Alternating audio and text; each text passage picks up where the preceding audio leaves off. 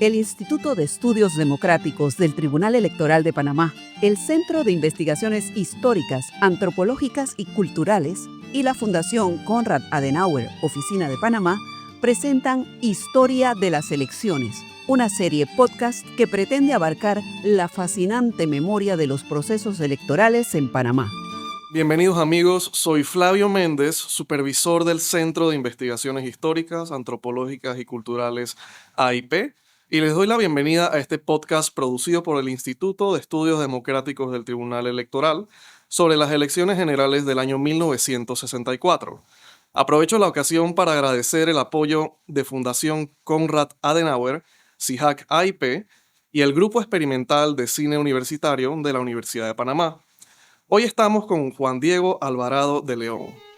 Juan Diego Alvarado de León es politólogo e investigador y actualmente doctorando en Gobierno y Política por la University of Maryland, donde es miembro del Laboratorio Interdisciplinario de Ciencias Sociales Computacionales y del Centro de Estudios Latinoamericanos.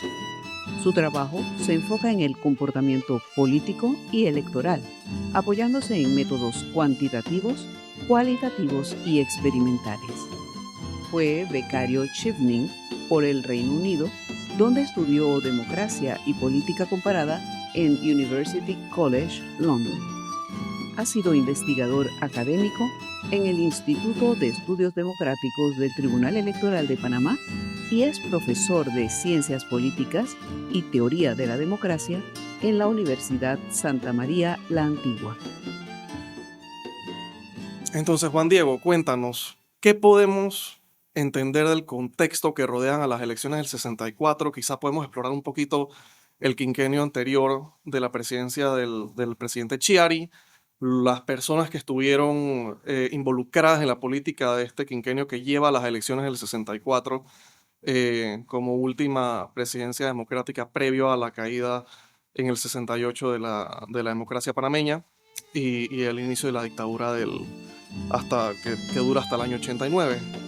Las elecciones generales de 1964 estuvieron fuertemente condicionadas por el clima político posterior a los sucesos del 9 de enero de 1964 y por la conclusión del mandato de Roberto F. Chiari, cuya gestión estuvo marcada por la ruptura de relaciones diplomáticas con los Estados Unidos de América y el inicio de una nueva etapa en la lucha por la recuperación de la zona del Canal. En el plano interno, el sistema de partidos seguía fragmentado con una persistente polarización entre el arnulfismo, liderado por Arnulfo Arias Madrid, y los sectores liberales y reformistas que buscaban impedir su retorno al poder. La Constitución de 1946 continuaba vigente y el sistema electoral combinaba la elección presidencial por mayoría simple con la representación proporcional para la Asamblea Nacional, lo que incentivaba alianzas amplias y campañas altamente confrontativas. En ese contexto emergió la candidatura de Marco Aurelio Robles, apoyado por una coalición heterogénea de partidos liberales y fuerzas antiarnulfistas. Sí, muchas gracias. Una de las principales cosas a entender en el contexto que llevan a estas elecciones, por un lado, a nivel doméstico, lo que estaba sucediendo era una creciente fragmentación del sistema de partidos en Panamá. Entonces, ¿cómo entender el sistema de partidos en Panamá de los años, finales de los años 50 y de la década de los 60? Era que había un enorme florecimiento de vehículos electorales de la oligarquía, o sea, de sectores adinerados con las capacidades económicas y extensión o bastiones territoriales sobre los cuales ellos podían formar, digamos, partidos muy fácilmente, pero asimismo de fácilmente estos partidos desaparecían al no conseguir los votos necesarios para subsistir de acuerdo a lo que establecía la ley electoral. Entonces, el ecosistema político de ese momento, que es importante, digamos, como que periodizarlo hacia el periodo de Remón y la formación de la Coalición Patriótica Nacional en el inicio de los años 50, de la década de los 50, es que antes de la Coalición Patriótica Nacional existían también estos partidos pequeños, partidos muy personalistas, que bajo ninguna definición conceptual de lo que es un partido político y las funciones que cumple un partido político, de agregar intereses verticales, articular demandas sociales, eran, digamos, proyectos personales de personas que tenían las capacidades económicas de poder impulsarlos. En la figura, digamos, llámese la autoritaria, bonapartista, cesarista, como se le quiera llamar, de Remón, que era uno de los grandes, digamos, como hombres fuertes del siglo XX panameño, y dicho sea paso, poco estudiado, poco recordado en esa clave. Se forma la Coalición Patriótica Nacional como, en los años 50 como un gran partido, primero como una coalición de diferentes partidos, por eso el nombre, y luego bajo una ley electoral en los años 50, se sube el umbral necesario para formar partidos y que los partidos sobrevivan, efectivamente destruyendo todos los partidos salvo la Coalición Patriótica Nacional. ¿A cuánto sube el umbral más o menos? Si te digo el número exactamente, lo olvido, pero creo que era algo así como 45.000. Claro, que en esa época era muchísimo. En esa época era mucha gente. O sea, eso es más o menos el número que tenemos ahora actualmente en 2025, sí, exacto, con quizás el doble o más de la población. Estos partidos estaban dentro de la Coalición Patriótica Nacional como facciones. Entonces era un régimen casi como corporativista en que se rotaban el poder de estas diferentes facciones. Una vez muere Remón, se va debilitando la Coalición Patriótica Nacional. Diferentes escisiones suceden de estos, digamos, como líderes o caudillos o lo que sea de sus diferentes centros de poder o bastiones, y van formando sus pequeños partidos. Entonces, la Coalición Patriótica Nacional, y esto como para dar ese contexto de cuáles eran los actores políticos que estaban en ese momento, pasa de una alianza electoral de partidos a aglutinarse a un partido político y nuevamente separarse para hacer otra vez alianza. Al final de la década de los 50 y inicio de los 60 se baja dramáticamente nuevamente el umbral de formación de partidos políticos y comienzan a florecer estas nuevas agrupaciones que en la elección del 64 llegan hasta ser 19. Entonces, digamos, lo interesante de la elección del 64 es que es la elección en Panamá con mayor número de partidos políticos.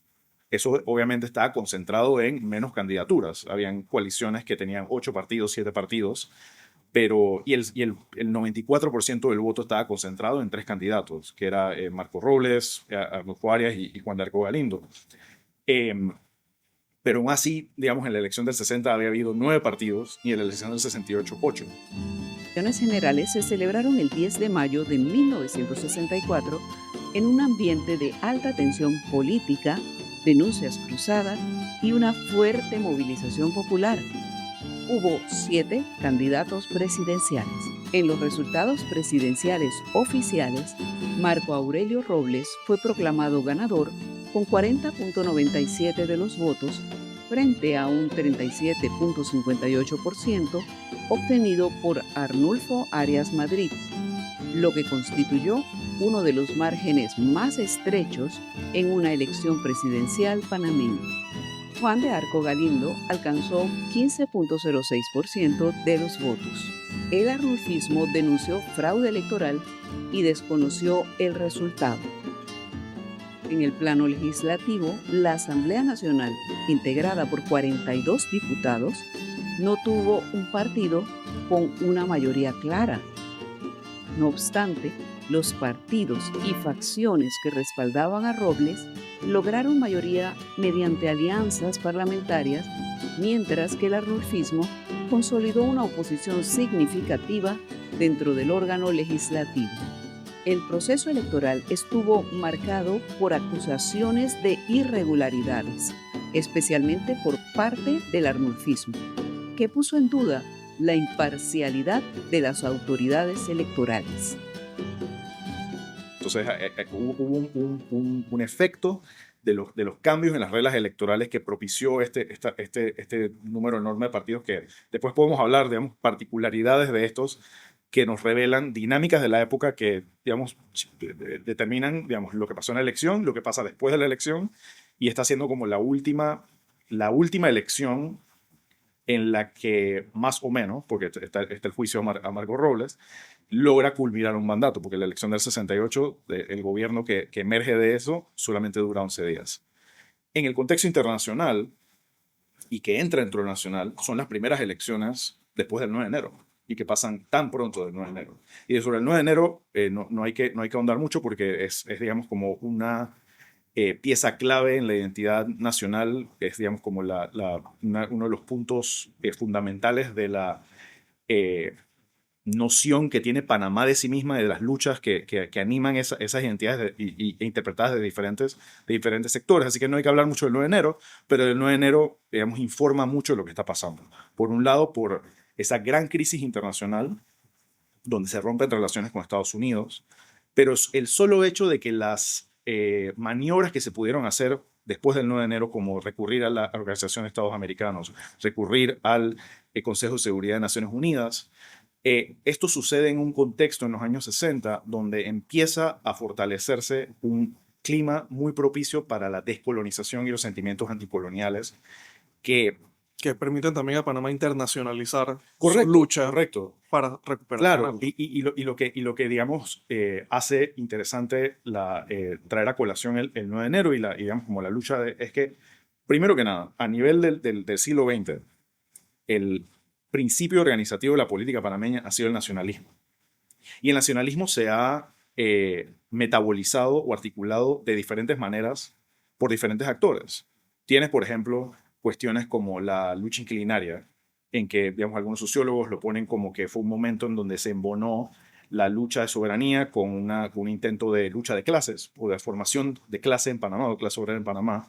Pero por otro lado tienes las primeras fases del panameñismo, en donde ese sentimiento de, digamos, como de vergüenza o de injusticia nacional frente a la imposición, ya sea de Estados Unidos o lo que sea, se metabolizó hacia abajo y se dirigió xenofóbicamente hacia minorías raciales y lingüísticas y religiosas en Panamá, y que eso se constitucionalizó en el año 41 y se revocaron nacionalidades y habían discursos virulentamente racistas, pero esa era una respuesta de un cierto sector a un mismo problema, que era el gran problema de la nación y la soberanía en el siglo XX. ¿Crees que eso influyó en parte al decaimiento del movimiento liberal, que había tenido control parte de la política panameña al inicio de la República y después fue quizá transformándose en un nacionalismo que acabas de describir? Totalmente. Y parte de lo que pasa en el 64 y en los 60 es la descomposición de la hegemonía liberal sobre digamos, la política partidista, pero también acerca de la incapacidad que tenía de proveer una respuesta contundente o atractiva, y que no necesariamente tiene que ser positiva. O sea, las respuestas inclusive como la que mencionaba acerca del racismo de Arnulfo Arias y de otros sectores, no era necesariamente impopular. Entonces, no, digamos, como que tenía aceptación entre muchas personas. Entonces, eso se refleja también en la gran constelación de pequeños partidos liberales que surgían, liberal doctrinario, liberal renovador, liberal, etcétera, etcétera, etcétera, que esa gran, digamos, como gran constelación liberal, lo que más que hegemonía, lo que te mostraba era la enorme fragmentación y dificultad que había de estructurar una visión liberal unificada, luego de la salida de Porras, luego inclusive con la figura de Chiari, porque lo que pasa, algo interesante del mandato de Chiari es que con todo de que habían problemas de la crisis fiscal, de que la recaudación era muy baja, había crecimiento económico, pero precisamente por la crisis que se genera en el 9 de enero, tanto históricamente, que se recuerda a Chiari como el presidente de la dignidad y la valentía de romper relaciones con Estados Unidos, todas esas cosas, el rédito que gozó en ese momento, digamos, como que cancela los constantes o seguros efectos adversos de la gobernanza, que es que uno termina más debilitado que cuando entró, porque la erosión de la aprobación es algo que es normal en cualquier gobierno, y realmente termina bastante bien. Y eso es particularmente importante por dos razones. Uno, una de las grandes preguntas hacia la elección del 64 era a quién iba a apoyar Roberto Fechari.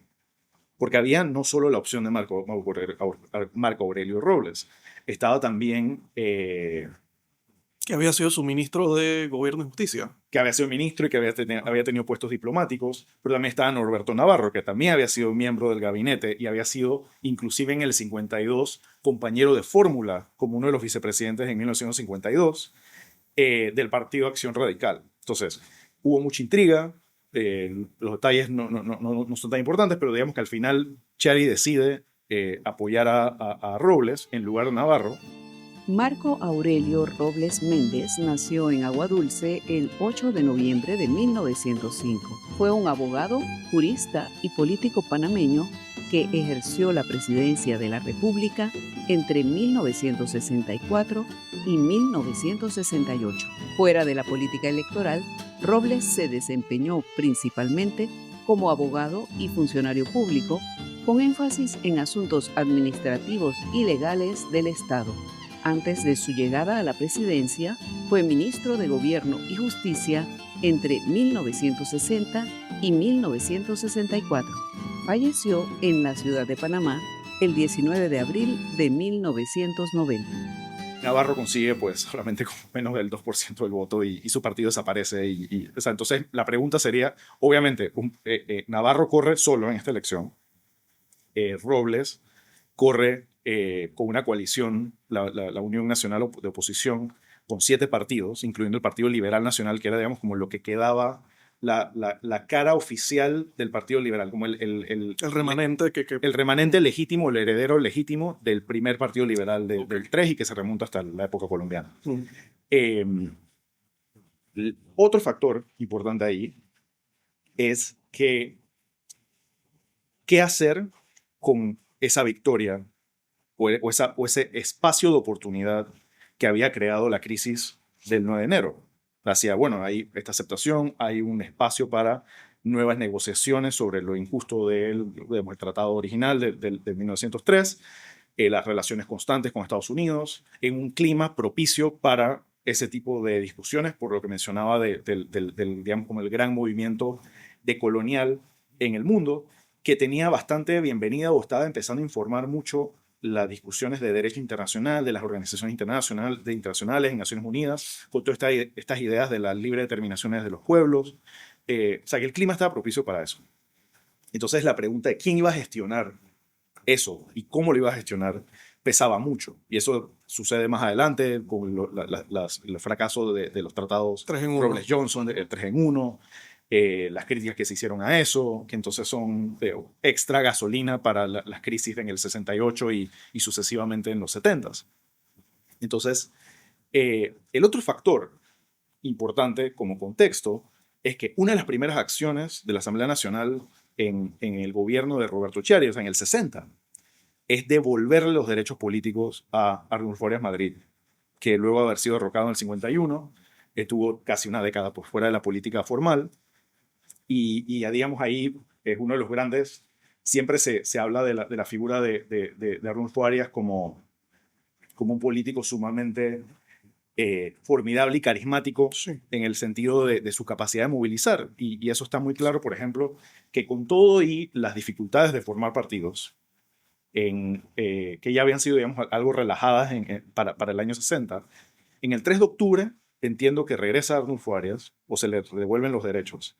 Y para el 21 de noviembre ya había formado el partido. O sea que en mes y medio había logrado aglutinar sí, a todas esas personas. Y un similar mito hay en los 80 de que regresa del exilio y forma el partido en un fin de semana o algo así. O sea, cuando no había celulares, cuando no había internet, cuando no había redes, estando en el exilio. Entonces eso te dice mucho acerca de el pie que tenía en esto.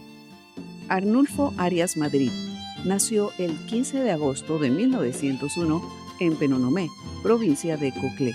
Obtuvo el título de doctor en medicina y cirugía en las universidades de Chicago y Harvard en Estados Unidos. Inició su carrera política al apoyar la candidatura de su hermano Armodio Arias Madrid a la presidencia de la República en 1932, con cuya victoria pasó a ejercer como ministro de Agricultura y Obras Públicas, además de servir como enviado extraordinario ante los gobiernos de Alemania, Inglaterra, Francia, Suecia y Dinamarca.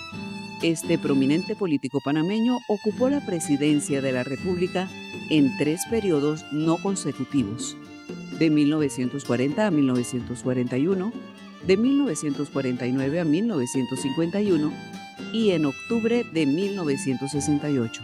Falleció el 10 de agosto de 1988 en Miami, Estados Unidos, a los 86 años de edad. Al punto que al partido panameñista, hasta muy hace poco tiempo, le habrán referido como armofistas. Correcto. O sea, a ese punto, ¿no? Claro, de claro. poder aglutinar gente tanto del interior como de la capital, como de cualquier zona, y ganar reiteradas elecciones. Sí. Y llegar a este punto. Y el partido panameñista, en sus diferentes formas, para el momento que estamos grabando ahora, va a estar llegando cerca a los 100 años. Exacto. Bajo diferentes denominaciones, o sea, es un monstruo difícil de matar, digamos, Sí. para quienes lo han intentado, y muchos actores Lo políticos, han intentado. militares y civiles lo han intentado. Sí. Eso te dice mucho de la capacidad que tuvo en algún momento, que yo creo Sí. que, pues, evidentemente se ha perdido mucho Se ha ido perdiendo con los resultados electorales más Exacto. recientes. La capacidad que tiene ese partido de tocar una vena, un nervio en la sociedad panameña que responde a algo, Sí. y adaptarse a lo que se haya sido, esté uno de acuerdo o no. Ujú. Sí, entonces eso digamos como que son algunos puntos que me parecieron interesantes sobre esto. Y dentro del contexto que mencionas, ¿qué papel crees que formaron parte los movimientos sociales internos que se dan en Panamá, que hacían presión en contra de los gobiernos, tanto de Chiari como eventualmente de Marcos Robles, que hayan podido influir en la política tanto de la elección del 64 como en parte del gobierno de Marcos Robles?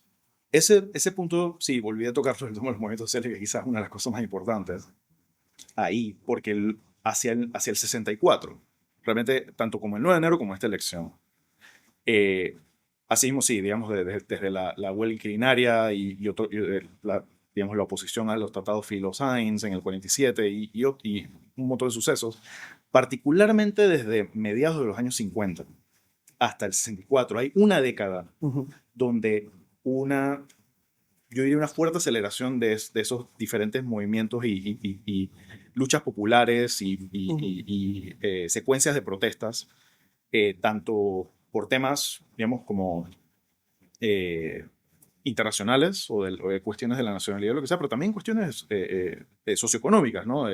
La marcha por el hambre de la desesperación, luchas, digamos, que de los estudiantes universitarios, El sector agrícola. el sector agrícola.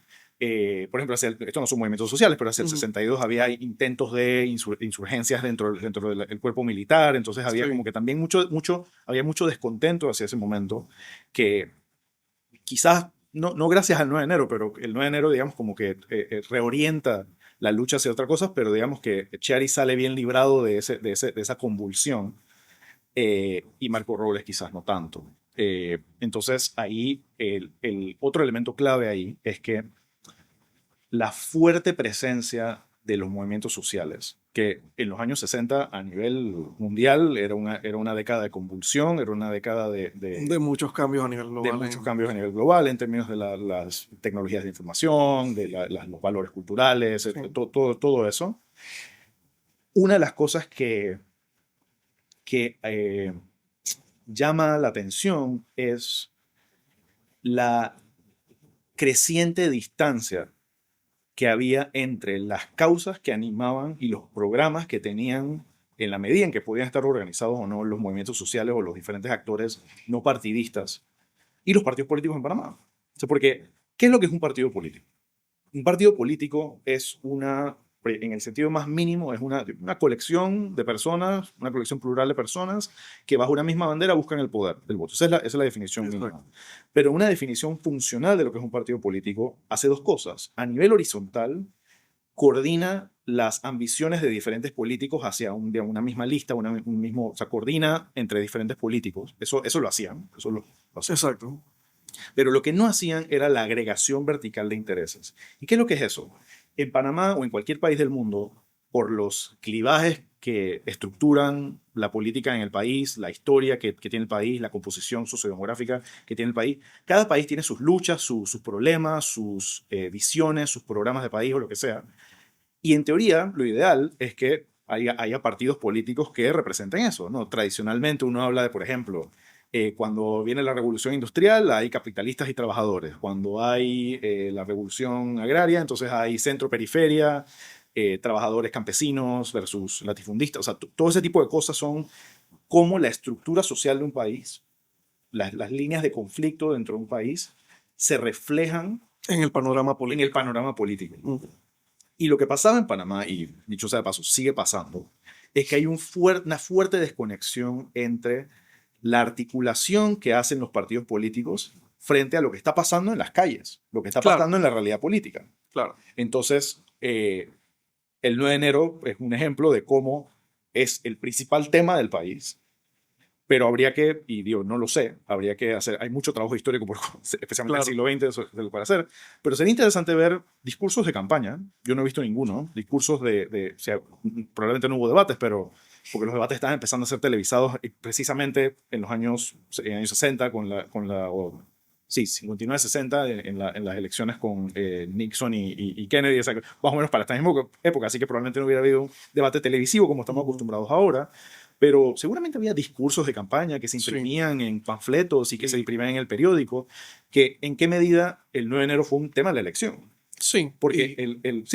y precisamente con lo que mencionas, justamente en lo que me fogueaba un poco sobre el tema para este podcast, eh, salió a relucir en uno de los libros, ya no recuerdo si era de Conteporras o de la profesora Pisurno, eh, que hacían mención de un discurso electoral en el que había una crítica hacia la situación del momento, en el que por una parte habían partidos políticos que afloraban por el bajo porcentaje que mencionaste anteriormente, en el que permitían su creación, que por una parte representaban algún tipo de ideal X o y muchos que no tenían ideología alguna y que sencillamente habían brotado, cosa que ya tiene algo más de sentido con nuestra realidad actual, ¿no? Donde existe una gama de partidos que no necesariamente representan una ideología muy fuerte como en otros países, ¿no? Entonces es interesante ver que ya existe un germen de eso en los años 60 y que podría hacerse un estudio más amplio de esa época en la que ya se empieza a desconectar en la realidad social de los partidos políticos. Sí, ¿no? Y de su discurso. totalmente. Y la crítica, digamos, de falta de ideología, de corrupción. Cuestiones que son perfectamente reconocibles para las personas contemporáneas. Sí.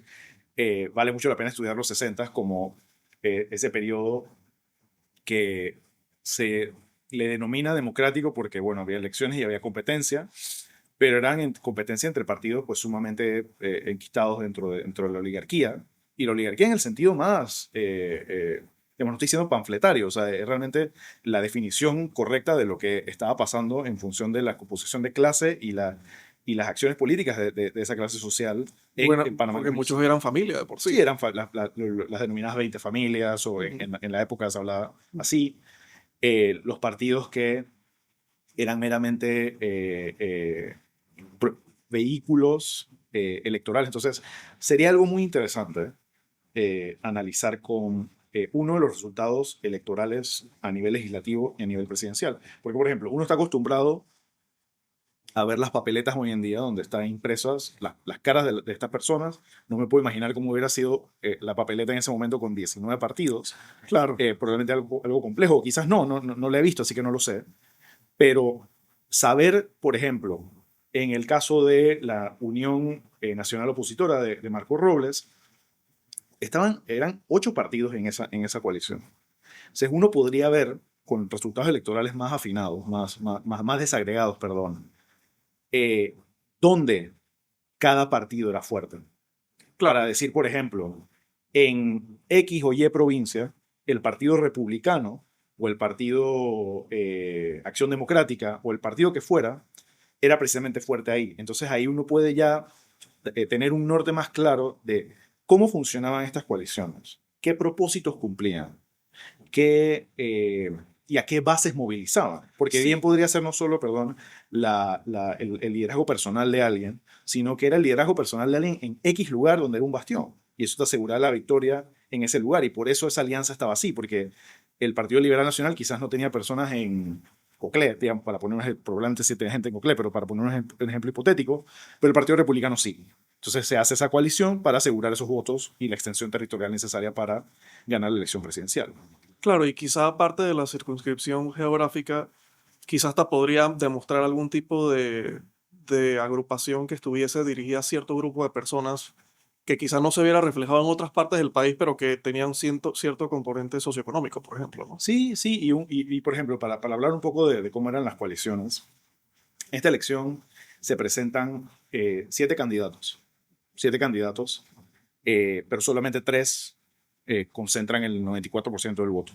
Ya sabemos que estaban los principales, que eran Marco Robles, que estaba en la Unión de Oposición Nacional, que tenía entre ellos el Partido Nacional Liberal Nacional, el Partido Republicano, Movimiento de Liberación Nacional, el PALA, el Partido Agrario Laborista, Partido Acción Democrática, Partido Progresista Nacional, Partido Nacionalista y el Partido Ismeño Revolucionario. O sea, y eran partidos que, o sea, el Partido Ismeño Revolucionario particularmente, es un partido que consiguió solamente 933 votos. O sea, el 0.29 obviamente pereció, pero venía, o sea, tiene historias interesantes, ¿no? Como que venía de una persona que era un poeta, que era miembro de la vanguardia de Acción Nacional, nominalmente de izquierdas, entonces, pero estaba en una coalición con partidos de derecha. Otro caso sumamente interesante es que fuera de las 3 principales fuerzas está la primera participación electoral del Partido Demócrata Cristiano, una de las primeras participaciones del Partido Demócrata Cristiano. Participa el Partido Socialista con Florencio Harris. Y hay un cisma dentro del, quizás cisma llamarlo demasiado dramático, pero una división dentro del Partido Socialista, donde algunos miembros del Partido Socialista apoyan la candidatura de Marco Robles. Y Florencio Harris, que era un líder campesino, digamos, es el candidato y saca el 1.3%, como lastimosamente es tradicional para este tipo de partidos. Lo que mencioné, Norberto Navarro, que había sido ministro de Chiari en el Partido Acción Radical. Y en mi opinión, el partido más interesante de todos fue la candidatura de José de la Rosa Castillo por el Partido Reformista Nacional. Y el Partido Reformista Nacional es un partido que forma el local 907. El local 907 era el nombre de un sindicato. Okay. Y era un sindicato que estaba afiliado a la Federación de Trabajo y Organización, el AFL-CIO de Estados Unidos, que es como la gran convergencia de sindicatos de trabajadores en Estados Unidos, porque era un sindicato que representaba a los trabajadores panameños en las bases militares. Ah, ok. O sea, tenía un componente militar específicamente. Bueno, componente militar, realmente no, porque o sea, eran trabajadores panameños en las bases militares, o sea, eran civiles que trabajaban, Ok. o sea, eran panameños que trabajaban en alguna posición. En las bases americanas. En las bases americanas, o sea, las bases americanas no eran solo, digamos, la parte armamentista, o sea, habían, ¿cómo se llama esto? Comisarías que eran como tiendas, había toda una sociedad ahí adentro. Que es lo que vemos ahora en la zona del canal. Sí, zona del canal. En el ACP, que tiene varios sindicatos. Claro, exacto. ¿No? Entonces era algo así. Pero esto es interesante porque hay historias de partidos en los años 60 que eran partidos construidos para representar sindicatos. Claro. Cosas que más recientemente hemos visto que han tenido, pues. Uno se acuerda de Jimmy Hoffa allá en Estados Unidos, por ejemplo. Y más o menos en la misma época. Exacto. Época. Y después, digamos, este local 907 apoyaría al gobierno de Torrijos y José de la Rosa Castillo en el 71 sería nombrado ministro de Trabajo. Entonces, es realmente fascinante la cantidad de partidos que estaban funcionando, pero cuando uno aplica herramientas de análisis electoral a este sistema de partidos con los resultados electorales, hay algo que se llama, una fórmula que se llama el número efectivo de partidos. O sea, el número efectivo de partidos, a diferencia del número de partidos, es que el número de efectivo de partidos te calcula más o menos cuánto espacio hay para cuántos partidos realmente competitivos en un sistema. Entonces, aquí hay 19 partidos, pero los que son realmente fuertes son como 5. Y no es nombrar 5 o lo que sea, sino que hay espacio para 5 partidos aquí. Y eso uno lo ve cuando, por ejemplo, más de 5 de los partidos que participan aquí, 6, 7 de los partidos que participan aquí, no sobreviven la elección. O sea, más de la mitad, claro, de estos partidos perece o se une a otros o lo que sea. Entonces, eso yo puedo imaginar cómo aumentaba los argumentos de que había un fuerte desorden en la política de partidos. Como una atomización del poder. Una fuerte atomización que agudizaba el argumento de que había un fuerte desorden. O sea, por un lado, y que sería uno de los principales argumentos para la intervención de los militares en el golpe de 68. ¿No? Decir que era una un escenario de crisis política. Una crisis, una degeneración, pero también una incapacidad de gobernabilidad. Claro. Porque lo que pasa cuando tienes este tipo de sistema, donde tienes demasiados partidos, con demasiados liderazgos, donde hay poca capacidad de aglutinar fuertemente opciones políticas, sucede que en la Asamblea Nacional que controla a Marco Aurelio Robles como órgano legislativo, es sumamente fragmentado. Sí. Y difícil construir mayorías. Y la dificultad de construir mayorías devienen en dificultades de gobernabilidad y de llevar a cabo las políticas públicas y los planes, etc. Y también de maniobrar políticamente. Entonces, perdón, y lo último es que ganó, y hubo acusaciones de fraude en esta elección, y eso se puede discutir, y hubo inclusive actos terroristas luego de esta elección. Pero digamos que Marco Robles gana, pero el partido, si tú buscas el voto, no de las coaliciones, pero de los partidos, el voto fuertemente, el partido que más saca votos es el Partido Panameñista.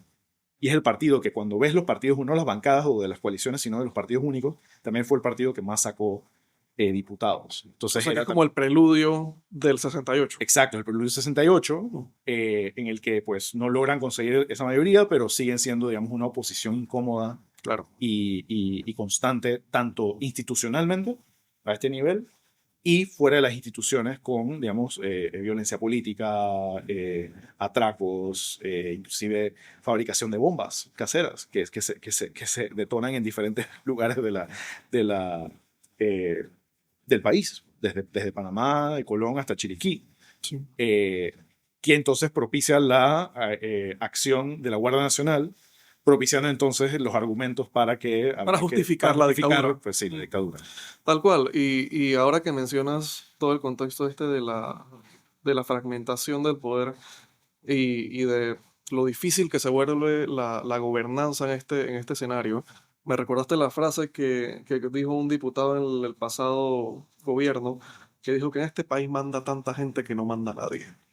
O sea, que quizá era un sentimiento que en esa época la gente habrá compartido y en parte llevó a estos eventos del 68 y a su justificación posterior, ¿no?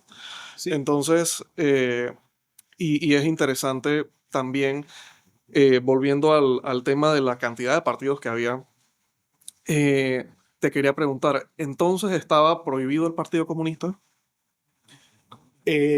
¿O sencillamente se había disuelto? Y y había algún tipo de oposición a ese tipo de movimientos y sobrevive el socialista, pues. Sí, o sea, la historia paralela entre el Partido Socialista y el Partido Comunista en Panamá, el partido que después se llamó el Partido del Pueblo, etc. Es muy interesante, tanto desde su origen y lo que sucede después. Es importante también que esto estaba en el centro de o sea, las dos grandes, digamos, como historias de la posguerra en Estados Unidos y en el mundo. Era por un lado, en el mundo mejor dicho, era por un lado las luchas de decolonización, pero por otro lado la Guerra Fría. Y entonces, con la presencia de Estados Unidos aquí siempre fue muy difícil, si no imposible, la estructuración de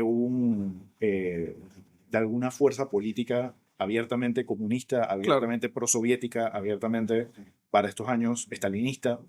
Y habían izquierdas no estalinistas o izquierdas no prosoviéticas, izquierdas trotskistas, izquierdas socialdemócratas, izquierdas anarquistas, que hasta cierto punto convergen dentro del Partido Socialista y también yo creo que tampoco hay que sobredimensionar lo ideológico que era el Partido Socialista en vista de las alianzas que hizo en algún momento, muchas de las cuales eran, por ejemplo, en la elección del 36, pues alianzas programáticas porque lo concebían como lucha contra el fascismo en un momento donde esa era la constitución de los frentes populares o los frentes amplios en los años 30. pero también, digamos, como que alianzas más estratégicas que un partido más, digámoslo, ideológicamente intransigente no hubiera aceptado si hubiera tenido más fuerza. Entonces, siempre está la pregunta de por qué en Panamá ha sido difícil la formación de fuerzas políticas, llámesele progresistas, llámesele de izquierda, porque algo que sucede, algo interesante que sucede ahí, y es algo que más que indicativo de esta elección, es algo sobre estas elecciones que nos enseña cosas sobre lo que sucede después, que es que en la ausencia de este tipo de partidos, había una ausencia también de lo que mencionaba la articulación de posiciones más críticas o más abiertamente antiimperialistas o abiertamente anticoloniales, que fueran distintas al status quo de los partidos en su momento. Por un lado, el gran ecosistema liberal, atomizado como fuera, pero existente, y por otro lado, el panameñismo, que era esa visión más, digamos, como menos oligárquica, más surgiendo de las capas medias profesionales que se sentían frustradas, ¿no? El surgimiento de Acción Comunal, etcétera, y las respuestas racistas que hubo hacia, digamos, diferentes comunidades étnicas en Panamá. Pero por otro lado, ese espacio, hasta cierto punto, fue ocupado por el torrijismo y el Partido Revolucionario Democrático, tanto en la dictadura como en consiguiente, cooptando el discurso del 64, cooptando el discurso anticolonial y haciendo suya la lucha de la soberanía, tomando la oportunidad estratégica de adoptar un discurso que era abiertamente popular, pero sin alguien que lo defendiera institucionalmente. Entonces se aprovecha ese espacio, ¿no? Y podrían creer en eso legítimamente o no, pero discursivamente eso fue lo que se hizo, y así fue como que fue creciendo la marca del partido y la marca de la dictadura, o del régimen, mejor dicho, el régimen autoritario en su totalidad. Sí, con el parte del discurso que mencionas en pro de las clases antes que habían sido, digamos que, no representadas o no habían sido tan favorecidas en los gobiernos anteriores, o por lo menos que así se vendió durante la dictadura. Exactamente, sí, yo pongo sobre mucha duda en qué medida eso era efectivamente sí, hasta así. dónde es así de... Exactamente, sí, no tengo mucha como evidencia, no estoy totalmente convencido de lo que quiero decir, claro, personalmente, Claro. pero es parte importante de la marca o de la reputación de fuerzas posteriores a esto, que operan en función del espacio que, por un lado, había y no estaba siendo capitalizado o representado, pero también el espacio que abrieron por medio de la dictadura, por medio de la abolición de los partidos políticos. O sea, Totalmente. No había, es fácil monopolizar un discurso cuando no hay competencia, digamos, por otro lado. Entonces también hay que... Y cuando controlas la prensa eventualmente. Exacto. El mandato de Marco Aurelio Robles se desarrolló bajo una constante crisis de legitimidad, derivada tanto del estrecho resultado electoral como de las denuncias persistentes de fraude. Su gobierno enfrentó un escenario político adverso, con una oposición arnulfista movilizada y un deterioro progresivo de la relación entre el Ejecutivo y amplios sectores sociales. Durante su gobierno se produjo el rechazo legislativo y social a los llamados Tratados 3 en 1 negociados con Estados Unidos, lo que debilitó aún más al Ejecutivo y evidenció las fracturas internas de su coalición de apoyo. Asimismo, Robles enfrentó un intento de juicio político promovido desde la Asamblea Nacional, que reflejó la profunda confrontación entre los poderes del Estado. Aunque Robles mantuvo la línea nacionalista en la cuestión canalera e impulsó reformas administrativas, la inestabilidad política debilitó el régimen constitucional. La conflictividad institucional y la desconfianza en los procesos electorales contribuyeron decisivamente a la crisis que culminó con el golpe de Estado de octubre de 1968. Ok, Juan Diego, bueno, ya habiendo conversado un poco de todo el contexto, tanto de los movimientos sociales, los partidos, las personas que tuvieron que ver en las elecciones del 64, las relaciones que existían entre ellos, hasta de manera política anteriormente, la fragmentación de las clases liberales, la renovación, o mejor dicho, como el impulso del nacionalismo panameño que llega a su ápice en esta época y eventualmente se capitaliza durante la dictadura en el discurso anticolonial. ¿Qué lecciones crees que nos podemos llevar en nuestro, tanto de esa época como en parte aplicarla a nuestra época en la que la política panameña vive un momento de cambio, ¿no? Un cambio en parte generacional, en parte un cambio de que ya el nacionalismo como se fue efectivo hasta finales del siglo XX, cuando se recuperó la administración del canal, lo que esto puede significar en lo sucesivo, ¿no? ¿Qué tipo de movimiento podríamos ver a futuro que defina la clase política panameña y el discurso panameño de las elecciones? Sí, hay varias cosas ahí interesantes. Yo creo que una de ellas es, eh, quizás no tanto una lección, pero una característica interesante de este periodo en función de los partidos era cuán más directo y transparente era la participación de las clases dominantes en la política de manera protagónica, digamos, Claro, siendo como el foco de candidatos, atención de la... siendo esos candidatos que, claro, gústelo o no, tenían que salir a buscar los votos, foguearse, exponerse, etcétera. Y yo creo que eso, en función de cómo la política ha cambiado, cómo las reglas de juego han cambiado, por ejemplo, con el rol que cumple el financiamiento de la política, las donaciones, etcétera. Hay otras formas de influir en que eso... Diciendo que demográficamente la política ha cambiado mucho en Panamá. Eso no es necesariamente una elección ni nada, sino una observación, Es una realidad. una realidad. Yo sí creo que una de las lecciones que por aprenderse de este periodo es, por un lado, los efectos de la falta de representación, la incapacidad y los fracasos de articular las demandas sociales existentes eh, de manera efectiva, no necesariamente eh, que pueden pasar de diferentes maneras, o sea, pero hasta cierto punto teniendo cierta aceptación en la sociedad. Y había una serie de enormes de movilizaciones por diferentes temas, nacionales e internacionales, luchas por la soberanía, temas económicos, temas territoriales, ¿no? Grupos indígenas también hubo en este momento, la militarización en general, que ahora no tenemos ejército, pero hay unas fuertes tendencias de militarización en diferentes cuerpos de, de la policía y otros cuerpos en Panamá, Y hasta una tolerancia sobre y ello. una tolerancia sobre ello. Eh, y por otro lado, eh, la, los efectos nocivos de la fragmentación política.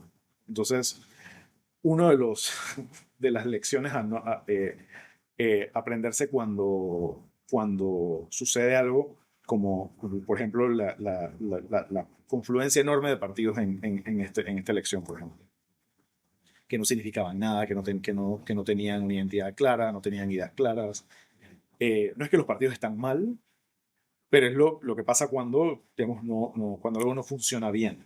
Entonces yo creo que la evidencia sobre estos periodos, tanto eh, en el 64, la elección, que a diferencia de, inclusive, la elección del 56, y no diría el 56, la del 60, fue una elección que es la primera elección que surge después de la formación del Tribunal Electoral, donde hay, digamos, una institucionalización de las reglas del juego un poco más robusta de lo que había antes. Claro. Y fueron, diría yo, una de las únicas o pocas elecciones donde realmente no se puede decir que hubo demasiado acusaciones o de fraude o de intervención, tanto de la policía o el ejército como de Estados Unidos, como si sucedió en los años 20, 30, década de los 10, inclusive mucho antes, eh, que el Claro, 60. que era una práctica común en parte Claro, denunciar un fraude, sí. era normal en esa. Sin embargo, en el 64 empiezan las acusaciones de fraude Exacto. y en el 68 también, que desacreditan al sistema democrático Sí. y dan pie a la tolerancia por formas autoritarias de política cuando lo que tiene nombre de democracia o cuando lo que actúa en nombre de la democracia o del gobierno civil no cumple sus funciones de representación, de articular diferentes demandas sociales o las necesidades de las personas, las promesas de la democracia, ¿no? Que es que, digamos, que haya cierta representación y esa representación cumpla con una serie de políticas públicas en beneficio de la sociedad, etc. Cuando eso no se cumple, queda un espacio abierto para el aprovechamiento de actores no democráticos, de seguir minando y erosionando la legitimidad de la democracia en sí, en favor de proyectos que pueden, como pasa luego del 68, tomar causas nobles para justificar formas no democráticas y posibles de gobierno. Eso como una forma, eso como un posible desenlace. Pero el otro desenlace es los efectos de la atomización. O sea, cuando tienes demasiados partidos, cuando tienes demasiados liderazgos, cuando tienes una poca capacidad. Creas incertidumbre. Creas incertidumbre y creas caos porque no puedes formar mayorías en la asamblea. Cuando no puedes formar mayorías en la asamblea, no puedes legislar. Cuando no puedes legislar, no puedes generar políticas públicas. Inversión. Inversión. O sea, y eso se transmite en un estrés a la población Totalmente. que ve que las cosas no avanzan. Sí. Y que permite ese escenario de caos, como mencionas, para un germen de alguien que diga yo puedo cambiar las cosas, que como dices puede contradecir el principio democrático y amenazar y atentar contra el sistema per se. Sí, sí. O sea, por un lado, o sea, los dos posibles desenlaces son o una tolerancia o bienvenida al autoritarismo, o sea, claramente a eso, o el desasosiego y ese sentimiento de apatía y antipolítica, que también está relacionado a eso porque crea el espacio fértil para eso, pero la creciente desconexión de las personas con un sistema que en teoría debería representarles. Y eso, pues, no es bueno para la salud de ningún país. De ninguna democracia. Exacto, como lo vimos pocos años después de... Sí, lo vimos pocos años después y hasta creo que es un sentir que muchas personas hoy en Panamá sienten, esta desconexión, esta falta de empatía entre los partidos y la ciudadanía, que quizá, pensaría yo, pueda haber un cambio sustancial o por lo menos parcial en los próximos 10 años. Quién sabe, ¿no? Con la reformulación que probablemente vendrá en las próximas elecciones. Quién sabe. Pero genuinamente, como dijiste, ha habido un cambio que se siente, que es visible, que se presenta en las noticias y que nos pone a nosotros en un momento bien particular de nuestro primer cuarto de siglo del siglo XXI, en el que el escenario democrático en Panamá, como en toda la región, sufrirá sus propias evoluciones de nuestro tiempo, ¿no? Y como bien mencionaste, podemos aprender mucho de esta crisis que sucedió en los años 60, porque nos encontramos, obviamente no en el mismo sitio, pero con elementos parecidos que nos hacen pensar, ¿no? en cómo queremos llevar nuestra democracia en adelante. Y yo creo que ya habiendo pues conversado de todos estos temas, pues podemos ir cerrando y te quiero agradecer mucho por habernos comentado con semejante expertise sobre el tema. Y agradezco mucho también al Tribunal Electoral por darnos este espacio a los dos para poder compartir con el público en general y más en este momento que estamos grabando, que es justamente 8 de enero, y dentro del contexto que hemos conversado. Así que bueno, los invito a todos los oyentes a seguir escuchando el podcast producido por el INET del Tribunal Electoral y nos vemos en una próxima entrega. Esto ha sido todo por hoy. Recuerden que pueden encontrarnos en Spotify y otras plataformas. Los esperamos muy pronto en nuestro próximo episodio.